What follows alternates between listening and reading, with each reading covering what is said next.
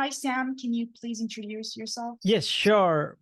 Thank you. Hello, everyone. My name is Sam Kamani. Just to give a bit of a quickly, I would love to give you guys all a background about me and what I do. So last 18 years or so, I have been involved in tech startups. I've been early in pretty much nearly every different tech. I was doing Google AdWords and e-commerce in 2003, back when all these things didn't exist. I built my first company and first brand around in e-commerce, and I sold that in 2015. After that, I built an esports startup, which was like a SaaS product, but to run esport competitions, and that got acquired. That was in San Francisco. That got acquired in 2018.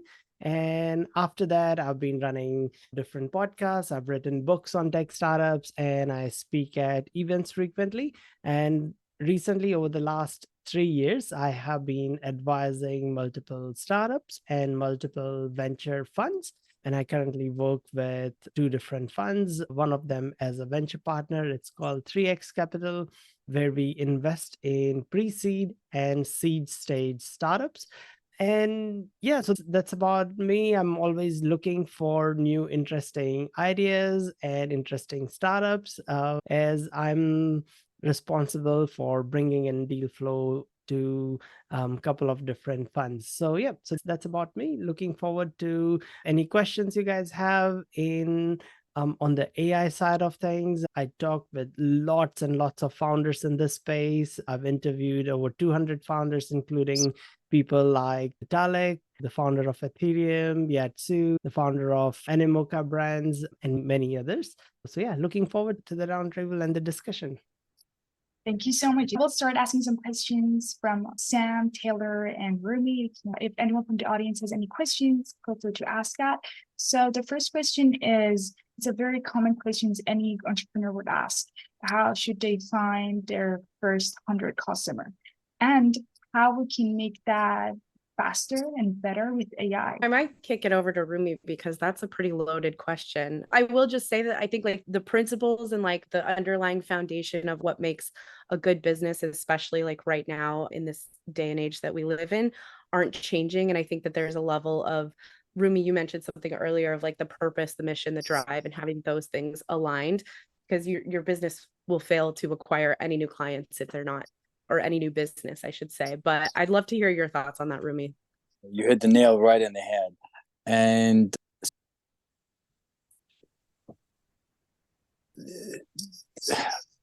look, I always ask people when I first meet a founder, my first question is, and they give me the spiel. What do you, this is what I'm doing. This is what I'm building. My first question is, do you come from a physician, have you been a physician? Can you guys see me? Yes. Okay, great. Yeah, we got you. Okay, awesome. And if somebody is doing a fintech app, I always ask, do you come from a finance background? And for the most part, the answer is yes. And that's a very safe place to be. If you come from a world that you spent a fair amount of time, they say usually about 7 years, you have experienced the pains and the gains of that industry. And you have come to a conclusion, whether it was a 3-step epiphany process or some orgasmic event that happened in your life that led you to find this jewel, this unmet need of the society, that you are providing a solution to it. That means that you probably at least know 20 or 30 or 40 or 50 people that have the same problem because you come from that world. So when your founder DNA matches your purpose and matches your goal, you're already halfway there. Instead of trying to do something, dip your toes in uncharted territories in the worlds that you have no experience in or you don't understand it, then now you're in the cold zone. And you know what? The worst place to be in is the cold zone. I've never done it. And there might be some cold callers in this call. I don't know. I don't want to offend nobody. But I have higher respect for other kinds of people. When it comes to the hierarchy of respect for people in my life, cold callers are not in the top 3. So automatically you are in a position when you at least know 20 to 30 people within your industry, your colleagues and your peers that you've grown your companies with, that you can call and you say, hey, I experienced this problem. I found a solution for it. I'm walking away from my day-to-day, which is X, Y, or Z, and I'm now going to work on the solution. Can I talk to you to validate that this problem also exists in your company? And you do that in your customer discovery process at least 50 times. They say that's the magic number. So there you go. Your first 50 people during your customer discovery process are your first 50 clients. Because if they actually have the same pain, they're going to turn around and say, oh, you know what, Rumi, when you solve this problem, when you build that product, call me. I want to be there, because the pain is universal. They feel it. And guess what happens? Community-driven growth. You bring all those people. They say the best way to build a community is to put 10 people in the same room with the same problem that you know, but they don't know. And then you turn around and with a prompt, what are you guys are struggling with the most? And guess what? They're all going to raise their hands and they're all going to have the same problem and they're all going to pretty much talk about the same thing. That's a community.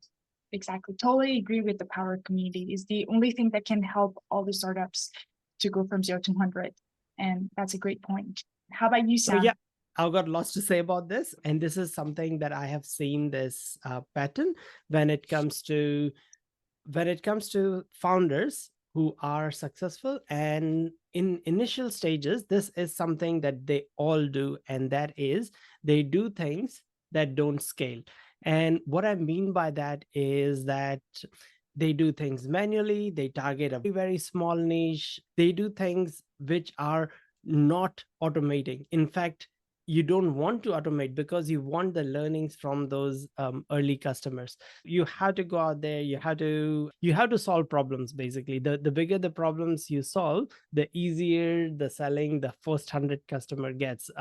Sometimes it's because your product is not solving anything and people are just being kind to you. When you are asking them, doing your survey, getting feedback, they just say, oh yeah, that's fine, I'd buy it. But when you do really ask them, when you do try to close the sale, they disappear. That means you do not have product market fit. And when you don't have product market fit, there is no point automating. No amount of AI can help. I will go on the AI side of things as well, how we do use AI. I will show, as most of you are aware of the custom GPTs that came out. So I created a custom GPT immediately 2 or 3 days ago to help to how to get funding. And so I created my own custom GPT on that. So I'll show that. I'm happy to give a demo on that. But first thing, do things that don't scale. So do things really manually.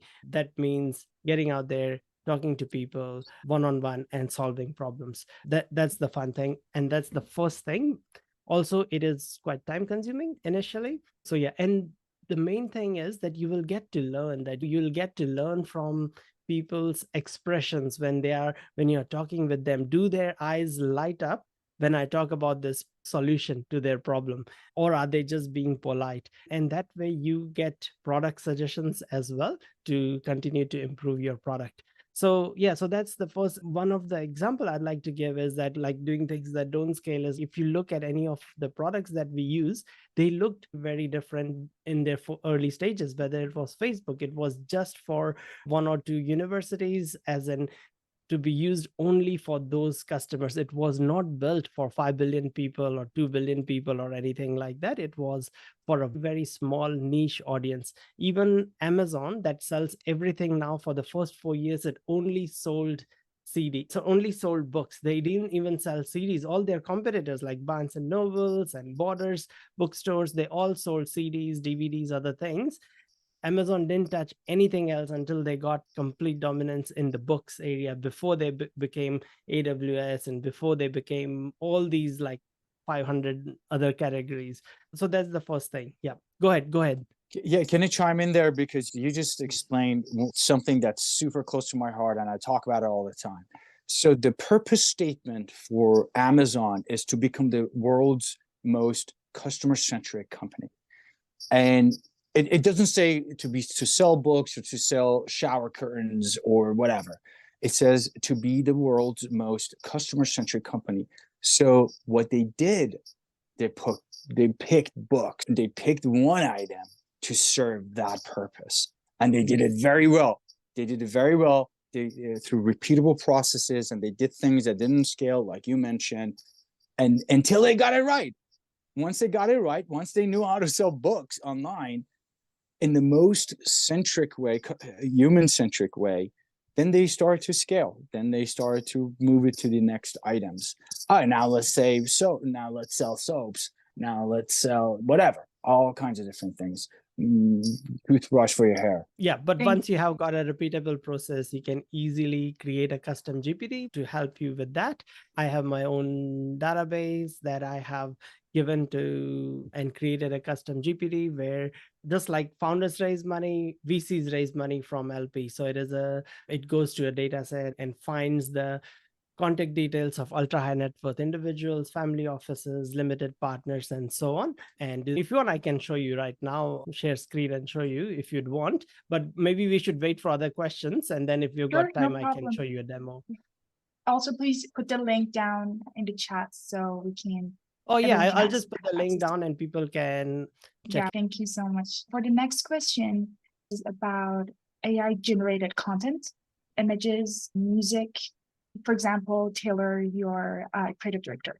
Would you yourself use AI generated images and content for branding materials, for ads, for campaign? And the question is, who has the ownership of that? Or who can share it with? What is the line?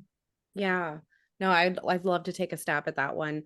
Definitely on I won't go too deep on the ownership and the copyright issues, because that in itself is just, it's a huge web that, as this world that we're living in right now evolves with the legal restraints against AI and the things that are allowed, it's murky waters still.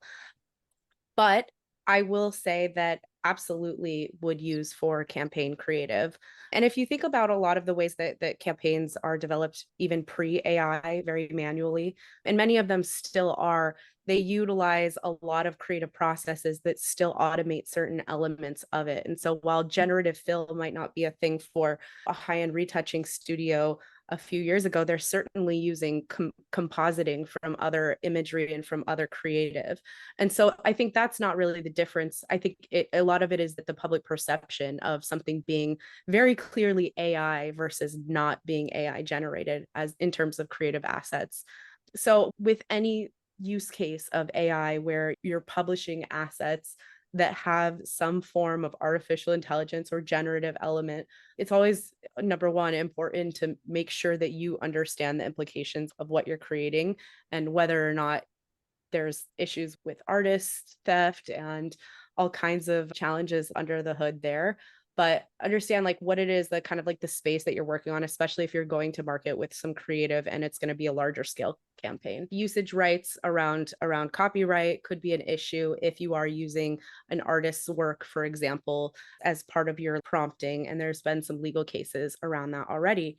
But certainly I think it's a no-brainer in terms of creative scale and efficiency for teams. And I can't wait to see it at an agency level expand, at a global agency level, where teams are fully embracing and leaning into AI. Because I know in the commercial production world right now, there's still, it's this like big elephant in the room of people understand that it exists, but there's a lot of artists that are very hesitant to work with it and understand how this can really make the process more efficient and make your productions, your outcomes actually better. And so I think it's all about finding that balance, understanding the playing field, and then getting a lawyer if you're going to publish some multi-million-dollar campaign using AI. That's all. Thank you, Taylor. Thank you. What do you think about? I don't think there's anything I can add to that. I think Taylor laid it out really nicely. And the reason the term co-pilot exists now in the AI world is to make humans with large egos feel a little bit better about themselves when they want to create anything, right? Because they want to think like AI is not doing it all for them. It's just a co-pilot. You're still in the driver's seat. You're still flying the plane. This is just your co-pilot. And you know what? Some people, they cross the line. The lines gets a little bit blurry for them. They let AI do everything for them, and they just take the backseat. And then some people, they actually use it as a co-pilot. And those ones are the ones that will succeed. Those people are the people that will get ahead in this AI age. They say garbage in, garbage out. That's true. What does that mean? It means that just because ChatGPT has all the knowledge in the world, you can't go and become a doctor anymore unless you have the charisma of Leonardo DiCaprio in the movie Catch Me If You Can. It's not going to happen. Okay, it's not going to happen. You still have to dip your toes in areas where you have some authority, and now you're using AI to expedite and go deeper and enhance your understanding and enhance your knowledge about all of that, whether it's creating images or music or writing stories or doing a strategy, one of the most complex things that's out there. So yeah, go for it. I am a big fan of AI. I think AI is going to save humanity. I think I think open source communities should push as much as they can in order to make sure that it's not controlled or it's governed by big corporations or big government. Let's not get political. I stop right there. Thank you. Thank you so much, Jimmy. How about you, Sam? Do you have anything to add? No, I don't have anything to add, but I've been looking at all the questions at the same time in the chat, and there's so many questions, and then there's a lot to add there. Yeah, let me know which question you'd want me to answer, or go ahead. Can I just add one more thing too before we move in? Or I don't know if we're moving into questions yet, but right now I think it's really important for everyone in here to understand that, like, right now at this moment, AI and its capabilities are the worst that it's ever going to be. Like, it's only going to get exponentially better from here. And so we live in this really like weird intersection of time where it seems like it's been a long time, or at least for those of us who have been in the generative AI world for a while now, like, when is it going to get better? When are we going to stop seeing 7 fingers generated on someone's hand? Or like, when am I finally going to be able to nail my exact writing style word for word? And just, if you look at just the progress that's happened over the last year and that exponential growth of this industry, right now we're at this like weird like space where it's only going to get better. And so I think with the question that you asked of like how AI is going to play a role in creative and like publishing content, there's going to be a time very soon in the coming months, if not years, that you won't be able to tell the difference between something that's AI generated and something that's human created. And so I think that's a big consideration of whether or not people are for or against AI. This train is moving in that direction where it's going to continue. So I think at this point for creatives, the big consideration is how do we embrace that and make it a natural part of what our skill set already is to enhance and further that. So just wanted to add that piece. Forward. Yeah, thank you so much. The next question is multiple choice. Who owns the copyright to an AI generated image? Is the prompter, model maker, or artist data? So yeah, I can share something about this. Sure. So this is such a subjective question because it depends in the industry and it depends on the jurisdiction. So what happens is that the technology always moves faster than regulation. So the regulation is not out there, it is not clear, and we are still building things in a fairly unregulated environment. There is no clear-cut regulation out there on who owns the art because it's not inspired from one art style, it's inspired from 1,000 different artists and 1,000,000 different works. So which one should be attributed to? There are already, when it comes to writing, there are already quite a few platforms there where you have to accept in the terms and conditions that the book that you are uploading, it's not AI written, and then they already have AI checkers that check for the work is plagiarized by AI. And then there are now other AI to combat that so that it helps you write books and write content that can escape that or evade that checking. So it is like a tech war in a way. And so it is a very gray area at this stage. But over time, countries will develop guidelines around this. But yeah, go ahead, Rumi. Yeah, first of all, yeah, Thanks for that. I think you're 100% right with that, and I'm with you. We are in uncharted territories. Regulators, governments, companies, everybody's trying to figure this whole thing out. But at the end of the day, they're going to come into one conclusion, and that is AI is a utility. A utilitarian item is something that we use every day, and nobody can question your usage of it. And by that, nobody will say, hey, you used Google Chrome as a browser to crack open a Google Doc to write this book. This Google might have some rights over this. Or nobody says that you use electricity in the room that you sat and then you wrote that thing.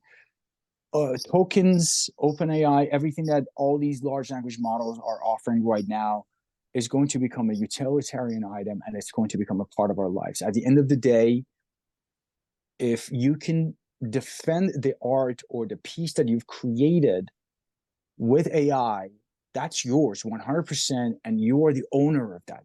And the same thing has happened for the last 5,000, 7,000 years, however long humans have lived and created art. An art becomes your art. You become a professional artist when two things happen. One, you create an art. Two, you make it vulnerable to criticism. You put it out there. That's when you become a professional. You're trying to sell it and you make it open to criticism. And when you do that, you need to defend it. You go to interviews, you talk to all kinds of different people. They ask you questions about, hey, why did you create this? What inspired you? You have to be there with you. Your art never leaves you. Same thing with AI. If you created a piece of art with AI, you got to be able to defend it. And if the more you are able to defend it, it means the more you understood what you were doing using that utilitarian tool in order to create this art. So the closer you are to it, the closer are your rights to that. And people will believe it. People will buy it. And then they were like, oh, this guy just used a tool to create this. Fine. But if you have no attachment to it, it sounds or smells or feels more like plagiarism, and people will reject it. Thank you so much. What do you think? Who owns it? Who owns the art? Oh, okay. All right. We're going there again. All right. I think that I'll add two things because I want to like piggyback off of what Sam just said on like practical tips because I have a really good one I want to share. But in terms of ownership, I think that it's such a blurry space. And I know that the US Copyright Office issued a statement in September.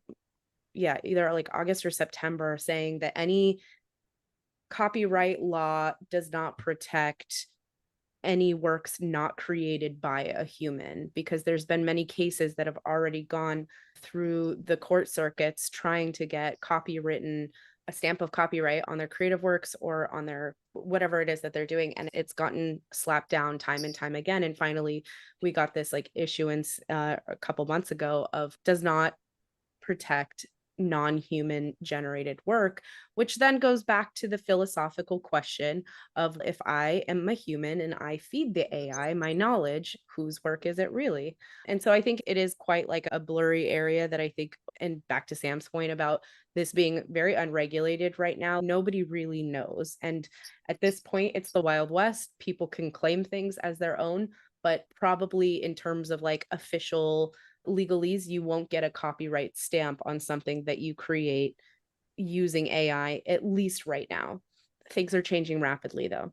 So just to circle back then on my second point about a tactic or a tip, and I should probably just link it after I say this. I'll link it here in the chat. But like a few months ago, I don't know if you guys remember when Code Interpreter dropped on Chat GPT and everyone was like, oh my God, this is so cool because you can write code with it and you can upload data sets and you can upload spreadsheets and excuse me, and do all kinds of cool stuff with this, interact with the GPT on a different level. And so one of the things that I did and tried to like coach other people to do as well, who this really is a tactic that works well if you already have some sort of a foundation, followers, audience, people that want to listen to you, you just don't know how to connect with them from a messaging, how you position yourself to them.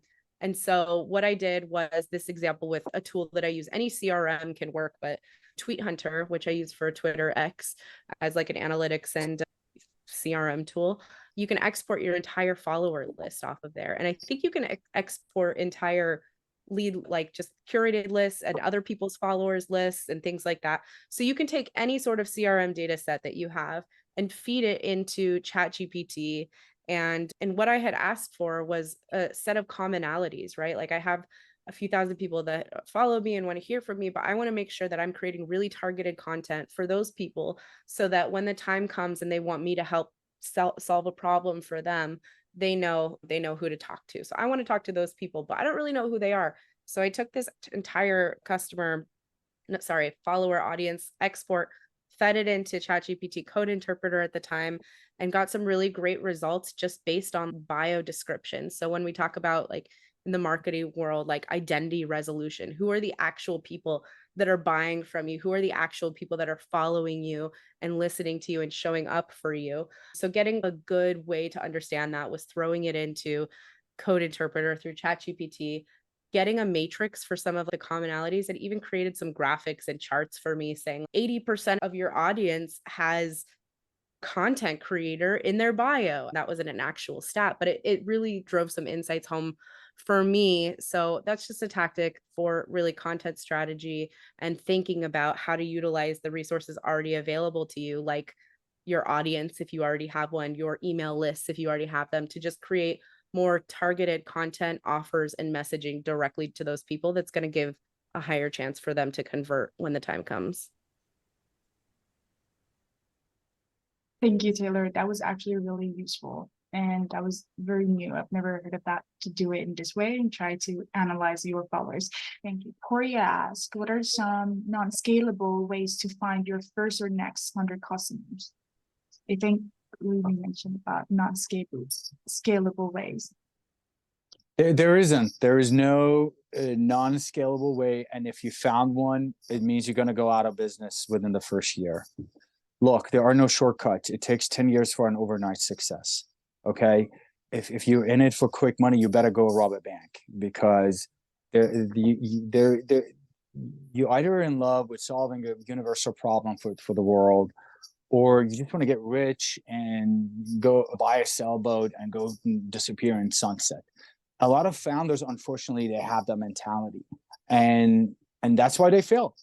That's why 90% plus of startups, they fail, and they come up with these long lists. I talked about it earlier, long lists of why startups fail, because if founders didn't get along, product market fit, there isn't enough this or of that. No, it's because they cut around corners. They were not in love with solving the problem. They didn't have a purpose, and that was it. Oh, okay. Puriya says, are they though? I think so. I from the number of founders I've talked to, from what I have studied and from I've seen, look, brand strategy is something that you need to be cognizant of from the earlier stages. But statistically speaking, startups that have raised a seed round is when they start hiring an agency to help them with their brand strategy. That's way too late. That means you're already a 20-30% team.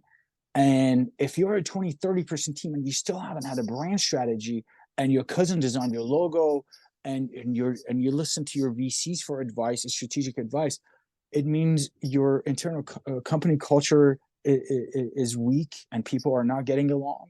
It means people are not working hard enough because they have no attachment to the company, because they don't know what the purpose of the company is, because you never defined it for them, and so on and so forth. For the first 100 customers, so I just wanted to share some practical things that you can do. Of course, the first thing is that you use your personal network. Second thing is that example I'd like to share is of DoorDash. So what DoorDash did is that they were in university, they were all students themselves, so they just created like pamphlets. They posted it in their university notice board that, hey, if you want food, just call us. And then they would have the mobile phone, and sometimes it'd be in the class, their phone would ring, and then they'll run out of middle of their class in their old beat up car, like a $800 car. They would run around and buy the burger and chips and deliver it and then come back to the class. So they just did like really manual stuff. The thing is that if you're building a product, you know that industry, where the people who have that problem hang out. So where that community is, so you go to that community, be part of that community, talk to them, and do that one-on-one. There are some exceptions where people have done when they're creating an online trading product or something like that, and they have created just like AdWords worth $100 or $10 worth of Facebook ads just to test out, just to see if there is even a demand for what they're building. Yeah, but all done, all done. Thank you so much, Sam. That was really valuable. I think Rumi has to leave. Any Yes. last Yeah. thoughts? Yeah, I apologize, guys. I'm actually, they're closing down. The VC office that I'm at, they're closing down, and they've been working since 7 a.m. I believe. I just don't want to keep them waiting any longer. Thank you so much for having me. This was awesome. Let's do this again. Taylor, I will see you Saturday. Puya, get in touch. Sam, you rock. And everybody else in the room, get in touch. If you ever wanted to talk to me, they're open invitation. Feel free to reach out on Twitter, send me a DM. I'm happy to hop on a call or just write back or share anything I can with you to help you out with your career. And perhaps at some point you can help us out. You guys are awesome. Thank you for putting this together. Thank you, Prince Rumi. Pleasure to Bye, have Rumi. you. You walk safely home. It must be a little bit scary with the night, but take care. Thank you for All coming. right, cheers, guys. Thank you, Taylor. Thank you, Sam. If anyone has any questions right now, feel free to jump in, turn on your mic, ask them,